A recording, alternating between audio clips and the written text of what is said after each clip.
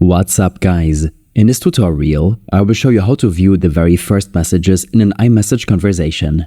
This should be quite an easy tutorial. For more information, click on the first link in the description below. We all know how time-consuming it can be to scroll back through months or even years of messages just to find the first one. Luckily, there are a couple of methods to bypass manual scrolling, making it easier to reach those initial messages. First, a somewhat faster approach than scrolling is to utilize a common feature to many iOS apps. By tapping the top portion of your phone screen, the app will automatically jump to the beginning of whatever list or page you're on.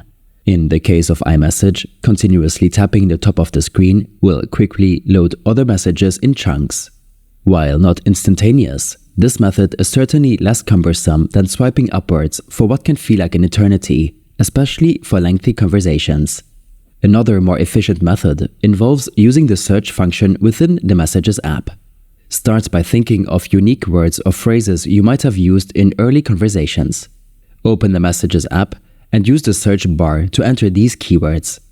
After searching, select the See All option to see all instances where that word or phrase was used. This method can significantly reduce the amount of scrolling needed, as selecting an alt message from the search results will take you directly to that point in a conversation. From there, you might only need to scroll up a bit to reach the very beginning. These steps and more information will be available in my extensive guide linked in the description below.